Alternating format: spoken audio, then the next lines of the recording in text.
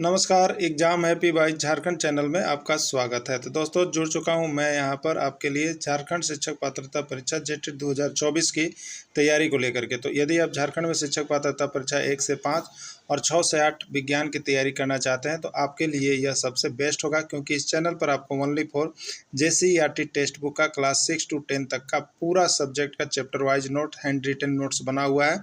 आप यहाँ से अगर एग्जाम में पढ़ करके जाते हैं तो आप ये समझिए कि आपका लगभग यहाँ से 80% प्रश्न जो है आपको भिड़ने वाला है। तो आपको जैसे ही यह वीडियो मिलता है, आपको मोबाइल नंबर दिया गया है, आप उस नंबर से जरूर संपर्क करके यहाँ से सारे नोट्स पीडीएफ परचेज कर लेंगे और साथ ही साथ क्लासेज भी आपकी ज्वाइन हो जाएगी। तो अच्छे तैयारी के लिए और कम पढ़ करके ज़्यादा अंक उठाने के लिए, प्रश्न कम पढ़े ज़्यादा अंक उठे, इसके लिए आप सभी यहीं से ही जुड़ेंगे। बाजारू किताब देखिए एकदम नहीं पढ़िएगा, क्योंकि वहाँ से एक भी प्रश्न आने जाने वाला नहीं है। सिर्फ जेसीईआरटी टेक्स्ट बुक को पढ़ने के लिए यहाँ से जुड़े। चलिए चलते हैं। हम आपके लिए यहाँ पर जेसीईआरटी का क्लास 8 का एक्सरसाइज 5 विज्ञान का लेकर के आए हुए हैं, ठीक है।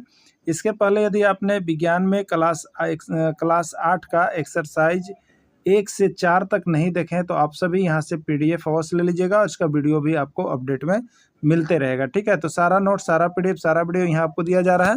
यदि आप 1 से 5 के शिक्षक है तो ये आपके लिए जीएस के अंतर्गत काम कर रहा होगा, और यदि आप 6 से 8 के शिक्षक है तो ये आपके लिए गणित और विज्ञान सेक्शन के अंतर्गत काम कर रहा है, ठीक है। तो आप दोनों ही शिक्षकों के लिए यह महत्वपूर्ण वीडियो है। आप सभी लास्ट तक जुड़े रहिएगा, बने रहिएगा।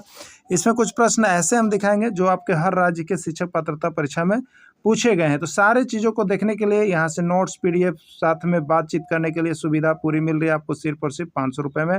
तो आप अभी जुड़ेंगे और सारे नोट्स, पीडीएफ, वीडियो और यहाँ से क्लासेस ज्वाइन कर लेंगे, ठीक है। चलिए देखिए, प्रश्न है, जो जंतु अपने जैसे शिशु को जन्म देते हैं उन्हें क्या कहते हैं? वैसे जंतु जो अपने ही जैसे शिशु को जन्म देते हैं उन्हें क्या कहते हैं? जरायुज, अंडप्रजक, समलैंगिकता या कोई नहीं, ठीक है। यूपी टेट में ये आया है एक बार और सीजी टेट में आया है एक बार, ठीक है।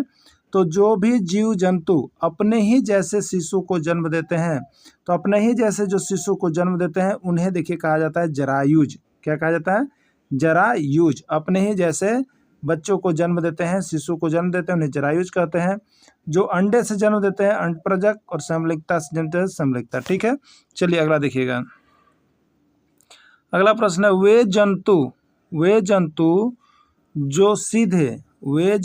जो सीधे शिशु को जन्म न दे करके अंडे देते हैं वे क्या कहलाते हैं? ठीक है। जो जंतु शिशु को जन्म देते हैं उन्हें क्या कहते हैं? जरायुज, अपने ही जैसे बच्चे को जन्म देते हैं। और जो जंतु शिशु को जन्म न दे करके अंडे देते हैं तो उन्हें कहते हैं अंडप्रजक। उन्हें क्या कहते हैं? अंडप्रजक कहा जाता है। जो अंडे देते हैं जंतु उन्हें अंडप्रजक के नाम से जाना जाता है, ठीक है। अगला प्रश्न है, हाइड्रा में किस विधि द्वारा जनन होता है? 1001 बारी प्रश्न पूछा गया है और बहुत ही एमबीवीआई प्रश्न है, आपके भी एग्जाम में छप सकता है। यूपी टेट में 3 बार, सीजी टेट में 3 बार, और यहाँ पर कह लीजिए आपका बिहार टेट में 1 बार और उत्तराखंड टेट में 1 बार, यानी सब जगह लगभग पूछा गया है। और आपके झारखंड में भी जेटेट में भी ये प्रश्न आया हुआ है, ठीक है। तो हाइड्रा में किस विधि द्वारा जनन होता है? मुकुलन, द्विखंडन, जनन विधि या कोई नहीं, ठीक है। तो हाइड्रा में जो जनन होता है वो आपका होता है मुकुलन विधि द्वारा। किसके द्वारा होता है? मुकुलन विधि के द्वारा होता है। हाइड्रा में किस प्रकार का जनन होता है? हाइड्रा में किस प्रकार का जनन होता है? लैंगिक जनन, अलैंगिक जनन, मुकुलन या कोई नहीं, ठीक है। तो देखिए यहाँ पर हाइड्रा में जो होता है किस विधि द्वारा जनन होता है? तो हाइड्रा में जो जनन होता है वो मुकुलन विधि द्वारा होता है। और हाइड्रा में किस प्रकार का जनन होता है ये पूछना है, ठीक है। लैंगिक, अलैंगिक, मुकुलन या कोई नहीं, ठीक है। तो हाइड्रा में जो जनन का प्रकार है वो देखिए अलैंगिक जनन है, और इसकी विधि को क्या कहते हैं? मुकुलन कहते हैं। अलैंगिक जनन में जो जनन करने की विधि है मुकुलन कहेंगे, ठीक है। तो ये अलैंगिक जनन होता है। अमीबा किस प्रकार का जीव है? अमीबा किस प्रकार का जीव है आपसे पूछा गया है। ये प्रश्न 1001 बार आपके एग्जाम में पूछा गया है। बहुत बार ये अमीबा आया हुआ है और अमीबा से एक प्रश्न आपके एग्जाम में रहता है, ठीक है। तो अमीबा किस प्रकार का जीव है? एक कोशिकीय, बहुकोशिकीय, असंख्य या कोई नहीं, ठीक है। तो अमीबा जो है देखिए एक कोशिकीय जीव होता है। किस प्रकार का जीव होता है? एक कोशिकीय जीव होता है। सभी राज्यों के शिक्षक पात्रता परीक्षा पूछे गए हैं। यूपी में एक बार पूछा गया है, सीजी टेट में एक बार, बंगाल टेट में एक बार, उड़ीसा में एक बार, 4 जगह ये प्रश्न आया हुआ है। ठीक है, तो एक कोशिकीय को याद रख लीजिएगा।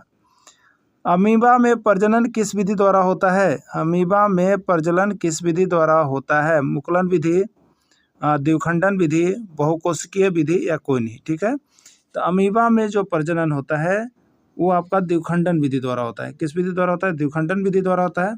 ये अमीबा, ठीक है, अमीबा में और हाइड्रा ना, ये दोनों याद रखिएगा। अमीबा में जो विधि है उसका नाम क्या है? तो अमीबा में द्विखंडन है और हाइड्रा में क्या है? मुकुलन। इन दोनों में कौन सा जनन? अलैंगिक जनन होता है। लेकिन इस जनन की विधि को क्या कहते हैं हम लोग? तो यहाँ पर कहते हैं आपको अमीबा वाला का द्विखंडन और हाइड्रा वाला को मुकुलन। क्लियर हो गया होगा? चलिए अगला देखिएगा। अमीबा में कौन सा जनन होता है? जनन का प्रकार बताना। अमीबा में कौन सा जनन होता है? लैंगिक, अलैंगिक, बहुकोशिकीय या कोई नहीं? तो ये अलैंगिक जनन होता है, ये अलैंगिक जनन होता है। ठीक है, अमीबा में अलैंगिक जनन होता है। इस प्रकार का जनन जिसमें नर तथा मादा युग्मक का संलयन होता है क्या कहलाता है? ठीक है, जिसमें नर तथा मादा युग्म का संलयन होता है क्या कहलाता है? लैंगिक, अलैंगिक, बहुलिंगीय या कोई नहीं? तो उसको हम लोग देखते हैं लैंगिक जनन, जिसमें दो विपरीत प्रकार के जीव जंतु आपस में जो है यहाँ पर जनन करते हैं, उसको हम लोग लैंगिक जनन के नाम से जानते हैं। ठीक है, चलिए अगला है, अंडाणु और शुक्राणु के संलयन को क्या कहा जाता है? अंडाणु और शुक्राणु के संलयन को क्या कहा जाता है? ठीक है, निषेचन, परनिषेचन, स्वनिषेचन या कोई नहीं? तो अंडाणु और शुक्राणु के संलयन को निषेचन कहा जाता है। क्या कहा जाता है? निषेचन। ये प्रश्न 101 बार अब तक एग्जाम में पूछ दिया गया, बहुत बार आया हुआ अंडाणु शुक्राणु वाला, इसलिए इसको आप भी ध्यान में रखिएगा। ठीक है, चलिए अगला देखिएगा। वह निषेचन जिसमें अंडाणु और शुक्राणु का संलयन मादा के शरीर के अंदर होता है उसे क्या कहते हैं? ठीक है, आंतरिक निषेचन, बाह्य निषेचन, समवाय निषेचन या कोई नहीं? तो जिसमें मादा के शरीर के अंदर होता है, तो अंदर के लिए हम लोग क्या प्रयोग करते हैं? सब अंदर के लिए आंतरिक, अंदर के लिए आंतरिक, और अंदर निषेचन मतलब आंतरिक निषेचन। अंदर निषेचन माने आंतरिक, तो अंदर होगा तो अंदर को कहा जाता है आंतरिक, और निषेचन हो रहा है इसलिए आंतरिक निषेचन कहा जाएगा। याद रखिएगा, क्योंकि उसमें जो होता है शिशु का जो विकास होता है उस शरीर के अंदर होता है, मादा शरीर के अंदर, इसलिए इसको हम लोग आंतरिक निषेचन कहेंगे। ठीक है, चलिए अगला देखिएगा। इसमें से कौन सा जंतु में आंतरिक निषेचन होता है? कौन कौन ऐसे जंतु हैं जिनमें आंतरिक निषेचन होता है? मतलब शरीर के अंदर ही बच्चा का विकास होता है, शरीर के अंदर बच्चा का विकास होता है, उसी को आंतरिक निषेचन कहते हैं। तो गाय में भी बच्चा का जो विकास होता है गाय के शरीर के अंदर होता है। कुत्ता में भी जो बच्चा का विकास होता है कुत्ते के शरीर के अंदर होता है। बिल्ली में भी जो कुत्ता का विकास होता है वो भी शरीर के अंदर ही बच्चा का होता है। यानी राइट आंसर इसमें सभी हो जाएगा। ठीक है, राइट आंसर इसमें सभी हो जाएगा। क्लियर? चलिए अगला देखिएगा। वह निषेचन जिसमें अंडाणु और शुक्राणु का संलयन जंतुओं के शरीर के बाहर जल में होता है क्या कहलाता है? ठीक है, तो निषेचन कहाँ हो रहा है? याद रखिएगा, बाहर हो रहा है निषेचन, बाहर। बाहर को क्या कहा जाता है? बाह्य। बाहर को क्या कहा जाता है? बाह्य। और निषेचन बाहर हो रहा है तो निषेचन हम लिख देंगे तो बाह्य निषेचन हो जाएगा। क्या हो जाएगा? बाह्य निषेचन। तो शरीर का बाहर होता है तो उसको हम लोग बाह्य निषेचन के नाम से जानते हैं। ठीक है, बाह्य निषेचन किन में होता है? बाह्य निषेचन किन में होता है इसमें बताना है कि किस में बाह्य, मतलब जो बच्चा का विकास होता है वो उनके शरीर के अंदर ना होकर के शरीर के बाहर होता है। ये कौन कौन से यहाँ पर जंतु है, जीव है, बताना आपको। ठीक है, मेढक, मछली, स्टारफिश, कोई नहीं या सभी? तो इसका राइट आंसर सभी होगा। मेढक में भी बाह्य निषेचन, मछली में भी बाह्य निषेचन और स्टारफिश में भी बाह्य निषेचन होता है, इसमें शरीर से बाहर होता है। विश्व में प्रथम परखनली शिशु का नाम बताइए। विश्व में प्रथम परखनली शिशु का नाम बताइए। याद रखिएगा, प्रश्न जो है 101 बार आया है और इसको बनाने वाले की संख्या 0 है। ठीक ना, तो ये आपका JCERT में देखिए दिया हुआ है और प्रश्न अब यहाँ से निकल के आ रहा है परखनली शिशु का। ठीक है, मतलब ऐसा शिशु जिसमें मादा शरीर के अंदर जो होता है क्या होता है, एक परखनली में रह करके शिशु को और छोड़ दिया जाता है और वहीं पर विकास होता है इस भ्रूण का, तो परखनली शिशु है। तो विश्व में प्रथम परखनली शिशु, ये देखिए विश्व में है। विश्व में प्रथम परखनली शिशु का नाम क्या रखा गया था जो पहली बार विश्व में हुआ था? Louise Brown, Louise Crown, Louise पोनाइल या कोई नहीं, ठीक है। तो विश्व में प्रथम प्रखनली शिशु का जो जन्म हुआ था वो था आपका लुईस ब्राउन। कौन था? लुईस ब्राउन था, ठीक है। चलिए अगला देखिएगा, विश्व में प्रथम प्रखनली शिशु का जन्म कब हुआ? बताना है कि विश्व में जो प्रथम प्रखनली शिशु का जन्म हुआ वो कब हुआ। प्रश्न ये भी आपको 101 बार पूछ दिया गया है, प्रखनली शिशु प्रश्न में आ रहे हैं, ठीक है। इसको देख लेना है, 1978, 1976, 1977 या कोई नहीं, ठीक है। तो विश्व में प्रथम प्रखनली शिशु का जो जन्म हुआ था वो आपका 1978 में हुआ था, ठीक है। अब देखिए वो विश्व में लुईस ब्राउन जो था वो कहाँ था? विश्व में। लेकिन अब भारत में आ गया कि भारत के प्रथम प्रखनली शिशु का नाम क्या था? जो भारत में प्रथम प्रखनली शिशु जन्म हुआ था उसका नाम क्या था ये पूछ रहा है। तब याद में आप कहिए कि लुईस ब्राउन नहीं है। अरे लुईस ब्राउन विश्व का है, भारत का नहीं है। भारत का प्रखनली शिशु का नाम दूसरा है, रावण है, राम है, शंकर है या दुर्गा है, क्या है बताना है आपको, ठीक है। तो भारत में जो प्रथम प्रखनली शिशु हुआ उसका नाम जो हुआ दुर्गा रखा गया था। क्या रखा गया था? दुर्गा रखा गया था। ये झारखंड के एग्जाम में अब तक 3 बार आया हुआ है। झारखंड में जो परीक्षा हुआ उसमें 3 बार आया हुआ है, ठीक है। उसका नाम क्या था? दुर्गा था। अगला है, वह प्रक्रिया जिसमें जीव पीढ़ी दर पीढ़ी अपने समान संतति को बनाए रखता है। वह प्रक्रिया जिसमें जीव पीढ़ी दर पीढ़ी अपने समान संतति को बनाए रखता है क्या कहलाता है? मतलब वो कौन सी प्रक्रिया है जिसके कारण जीव अपने पीढ़ी दर पीढ़ी को बनाए रखता है? परिवर्तन, भ्रूण, लिंग निर्धारण या जनन, ठीक है।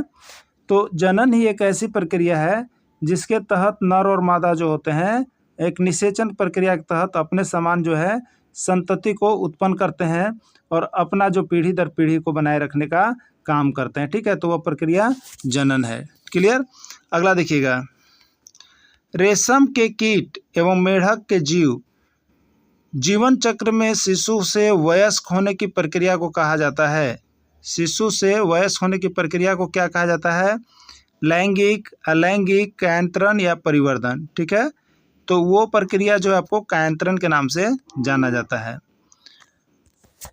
मादा युग्मनज तथा नर युग्मनज के संयोजन की विधि को क्या कहते हैं? मादा और नर, न यानी यहाँ पर स्त्री और यहाँ पर पुरुष के युग्मनज के संयोजन, जब एक दूसरे को युग्मनज करते हैं तो संयोजन क्या कहलाता है? तो वो संयोजन जो आपको क्या कहलाता है? निषेचन कहलाता है। क्या कहलाता है आपको? निषेचन के नाम से जाना जाता है, ठीक है। तो इस तरह से यहाँ पर आपने क्लास 8 का एक्सरसाइज 5 के अभी तक के सारे महत्वपूर्ण प्रश्नों को आपने देखा जो आपको JCERT के यहाँ पर चैप्टर से था, जो क्लास 8 का एक्सरसाइज 5 था। इसके पहले आपने 1 से 4 तक नहीं देखा है तो आप सभी यहाँ से जुड़िए। जितना जल्दी आप जुड़ते हैं आपको उतना ही अच्छा रहता है, आपका तैयारी बेस्ट होता है, आपका रिजल्ट बेस्ट होता है। तो आप सभी जुड़ करके अवश्य तैयारी कर लीजिएगा। धन्यवाद।